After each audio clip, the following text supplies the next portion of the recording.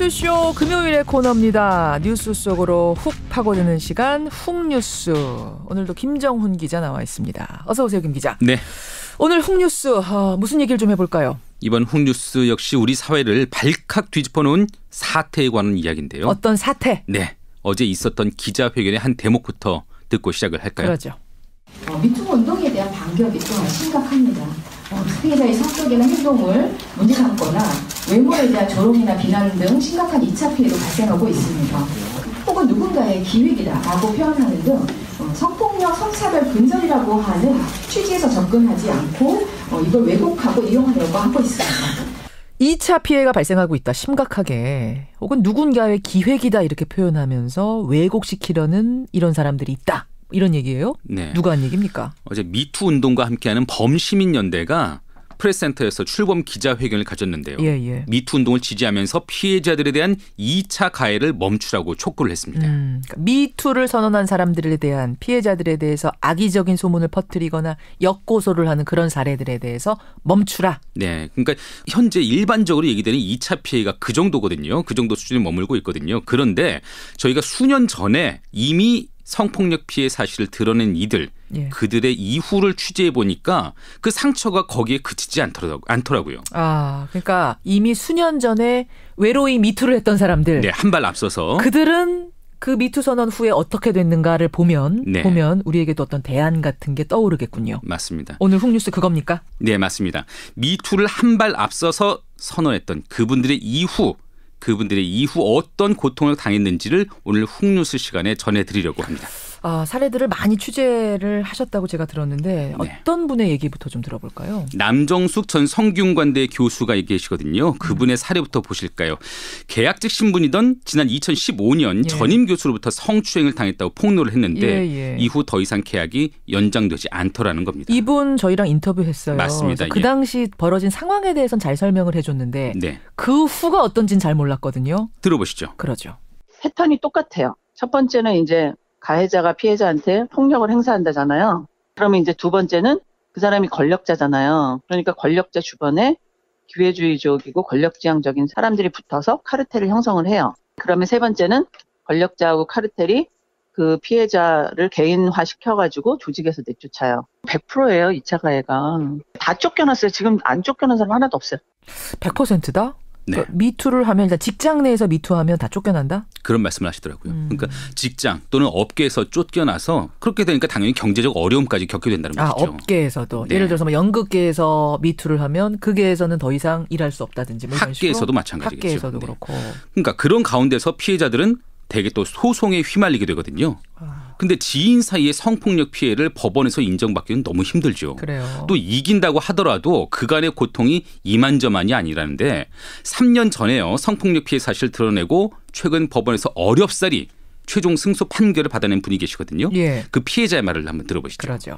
변호사님이 뭐라고 얘기를 하셨냐면 처음에 딱 선생님이 지실 거라고 얘기를 딱 하면서 아직까지 우리나라 법원은 굉장히 보수적이고 대부분 남자분들이 판사님들이 많고 내가 그 피해를 당했는데 내가 판사님 앞에서 내가 이 피해를 당했습니다라고 또다시 말을 또 해야 되고 그렇게 어쨌든 정신적으로 아프다 보니까 힘들다 보니까 육체적으로도 너무 힘들어가지고 이유 없이 복통을 앓다가 뭐 일주일 끝내는 병원에 입원하고 이분은 승소를 해내긴 했어요. 네. 대법원까지. 어렵게요. 승소를 했지만 그 과정이 너무나 힘들다. 뭐 쉽게 말하자면 만신창이가 됐다 이런 얘기네요. 네. 그런데요. 많은 피해자들이 말하는 더 큰 문제는요. 미투 이후에 믿었던 이들로부터 받은 상처라고 하네요. 상처? 믿었던 이들이 자기를 믿어주지 않더라 이런 얘기예요? 처음에는 위로를 해주던 동료들 심지어 가족들까지 이후에 손을 거두어드는 경우가 많았다는 겁니다. 가족들도요? 지난 2016년에 자유한국당 이완영 의원을 상대로 과거에 성추행 의혹을 폭로했던 한 여성 그리고 현대카드에서 성폭행 피해를 당했다는 전직 계약직 직원의 말을 한번 들어보시죠. 내가 믿었던 조직, 이랬던 조직, 내가 믿었던 나의 동료들, 나의 선후배들이 나를 지켜주지 못하고 내 편이 되어주지 못했을 때 그런 느끼는 이제 감정들, 일종의 약간 배신감 비슷한. 그래서 우리 조직에 그럼 나는 뭐였지? 선배들한테 내 존재는 뭐였지? 어떤 의미였지? 라고 하는 그 갈등, 서운함 이런 게 훨씬 더 크거든요. 가족들 사이에서도 약간 이거 뭐라 그래, 파탄 났다고 해야 되나? 네, 가족이 깨질 뻔한 위기도 있었고, 가해자 측에서 역고소를 하는 바람에 더 그런 시선들로 바라보셨죠, 부모님께서. 너가 잘못한 부분이 있으니까 이렇게 되지 않았느냐? 사실 용기 내서 미투를 할 때는 내 주변 사람들은, 내 지인들만큼은 내 비빌 언덕이 돼주겠지라고 생각하고 시작을 하는 걸 텐데, 그분들이 돌아설 때 절망감은 감당하기 어려울 것 같아요. 맞습니다. 지난해 한국 여성의 전화가 성폭력 피해를 상담한 869건, 그 사례 가운데서 168건에서 2차 피해가 있었다, 이렇게 집계를 했거든요. 그래요. 피해자가 말한 2차 피해 중 절반 가까이를 차지하는 게 바로 주변인과 가족들의 무책임한 말들이었다고 하네요. 어떤 식의? 뭐 네가 참아라, 없던 일로 하라, 이렇게 하면서 피해자를 외면했다는 것이죠. 내가 힘을 보태줄게가 아니라 이제 그만하자, 없던 일로 하자. 맞습니다. 결과적으로는 홀로 남겨지기 마련이라는 것이죠. 아하. 그 속에서 성폭력 피해자 이미지를 꼭 유지해야 한다는 강박도 생긴다고 합니다. 그게 무슨 말이에요? 이게 피해자임을 드러냈지 이후 갖가지 논란은 이어지지, 이런 상황에서는 뭐 자기가 웃지도 떠들지도 못하는 거는 그러니까 웃으면 것이죠. 아니 쟤는 저런 일을 당했다면서 웃네? 그럼 그거 거짓말 아니야? 뭐 이런 식이 된다는 얘기예요? 맞습니다. 이게 좀 심각한 문제인데요. 3년 전 조직 내에서 성폭력 피해 사실을 공개했던 김원경 씨, 그리고 2년 전에 대학원에서 성폭력 피해를 공론화한 뒤에 학업을 중단할 수밖에 없었던 한 피해 여성의 목소리로 들어보시죠. 네. 쟤 멀쩡해 보이는데? 왜 이렇게 멀쩡해 보이지? 피해자의 모습을 정해놓고 있어요. 울고 다녀야 되고 힘들어야 되고 뭔가 자기네가 정한 생각이 있나 봐요. 멀쩡하게 밥도 먹고 일도 잘하고 태연하게 걸어다니네 라는 인식? 그런 인식이 좀 많이 바뀌었으면 좋겠어요. 그 일이 있고 나서는 사람들이 보지 않아도 제가 검열해요, 스스로. 내가 사람을 만나서 웃을지, 얼마나 많이 웃을지, 뭐 사람을 만날지 말지, 뭐 이런 거 다 걱정해야 되는 처지가 된 거거든요. 길 가다가 맞은 사람이면 때린 사람이 문제가 있는 거지. 맞았다고 이제 그다음부터 웃지도 못하고 사회생활을 못하게 되면 안 되잖아요. 그러니까 이게 소송을 가게 되면은 뭐 2년, 3년씩 걸리는데, 네. 그럼 웃지도 못하고 뭐 재미있는 일도 하지 못하고 그냥 꾹 참고 살아야 된다, 고개 숙이고 있어야 된다, 이렇게 되는 거예요. 그 이후에도 그렇다고 하네요. 그런 피해가 있다고 하네요. 예. 아니 가해자가 고개를 숙여야지 피해자가 왜 웃지를 못합니까? 네. 실제 성폭력 피해 폭로자들 상담을 하다 보면은 이로 인한 심리적 스트레스가 상당하다고 하는데요. 그저 이게 감정 표현을 숨겨야 하는 어려움이 아니라 표현하는 방법 자체를 잊어버리기도 하고요. 예. 이게 대인 기피증이 생기기도 해서 일부는 정신과 치료를 받고 있다고 하거든요. 본인이 성폭력 피해를 겪은 뒤에 현재는 피해자 상담 또 지원에 나선 한 활동가의 말을 들어보실까요? 예. 피해자가 일상을 영위를 하거나 아니면 감정 표현을 다채롭게 하는 것에 대해서도 주변에서 많은 어떤 그 문제 제기를 하죠. 진짜 피해자라면 저럴 수 없어. 평생 고통에 사로잡혀야 될 것 같고 어떻게 일상생활을 할 수 있지? 직장에 어떻게 나가? 뭐 이런 어떤 외부의 통념 때문에 피해자들 스스로가 감정 표현이라든가 일상생활의 영위를 잘 안 하려고 해요.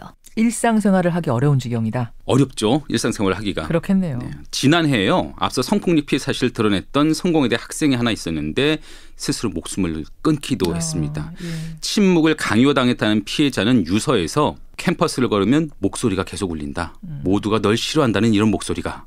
모두가 너를 싫어해야 하는 것 같은 눈빛으로 바라보면서 그런 뭐 환청이 들렸다. 네. 그렇게 유서에 남겼더라고요. 그러니까 사실 저는 이 부분 들으면서 미투를 하는 이유는 마음의 상처를 씻고 다시 정상적인 생활로 복귀하기 위해서 선언을 하는 건데, 오히려 그걸 해서 마음의 병이 생긴다? 하기 전보다 오히려 마음의 병이 깊어진다? 이건 아닌 거잖아요. 그러니까 2차 피해라는 게 직장에서 쫓겨나고 역고소당하고 이런 차원의 문제를 뛰어넘는 거네요. 맞습니다. 이게 미투의 3차 피해 또는 미투의 트라우마로 불러야 할까요? 그러니까 이미 이런 고통을 겪었던 선험자들은 최근에 미투 열풍을 보면서 이런 당부까지 하더라고요. 뭐라고요? 앞서 언급된 한 미투 폭로자의 말입니다. 예. 저도 지금 너무 힘들어서 이제 폭로를 하시려는 분들에게는 솔직한 마음으로는 좀 안 하셨으면 좋겠는 마음이 커요. 세상은 바뀌지 않는다는 걸 너무 뼈저리게 느끼고 있기 때문에 법적으로 처벌도 쉽지 않잖아요, 솔직히. 피해자가 피해 상황을 입증해야 되고 증거를 수집해야 되고 모든 걸 피해자가 피해를 보면서 헤쳐나가야 되는 상황이거든요. 네, 안 하셨으면 좋겠어요, 저도. 안 하셨으면 좋겠다. 솔직히 내가 다시 그 상황이 되면 난 소송 안 할 거다. 그렇게 말씀을 하시네요. 얼마나 힘들었으면 그런 생각이 들까 싶네요. 이게 그러니까 뭔가 구조적인 도움이 필요하다라는 생각이 들어요. 네. 뒤늦게 정부 차원의 대책도 마련되고는 있습니다. 어떤 건가요? 지난 8일 여성가족부가 관련 범죄 공소시효 연장, 또 익명 신고 시스템 운영, 또 엮고서 이체 피해에 대한 지원 강화, 그리고 피해자에 대한 상담 의료 지원 확대 등의 대책을 내놓기는 했거든요. 예, 미투 이후 트라우마의 심각성부터 깊이 좀 인식을 하고 있었으면 좋겠어요. 네, 맞습니다. 피해자에 대한 주변과 사회 인식 전환이 가장 절실하죠. 이거는 피해자가 노력하거나 피해자에 대한 지원을 강화해서 될 일이 아니거든요. 한국형사정책연구원 장대의 연구원의 말로 한번 들어보실까요? 예.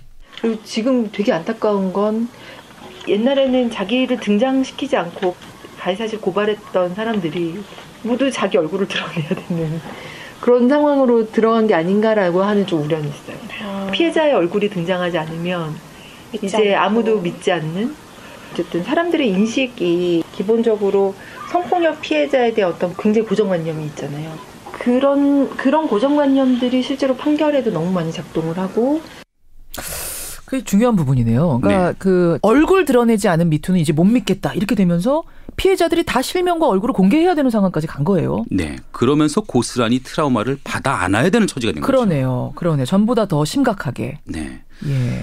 어쨌든 그런 고정관념을 깰 필요가 있다는 지적이 있고요. 사건 자체를 관음증 같은 태도로 바라보는 일각의 시선, 이 시선도 깰 필요가 있다는 관음증. 말입니다. 우리의 관음증은 없는가? 우리도 돌아봐야 되는 겁니까? 맞습니다. 이 부분은요. 조재현 한국여성의전화 국장의 지적으로 들어보실까요? 예. 성폭력이라는 거를 이야기하면 그 여성의 어떤 성적인 배경이나 성 경험의 내용이나 이런 것들이 이제 같이 이렇게 엮여가지고 이게 폭력이네 아니네 따지고 드는.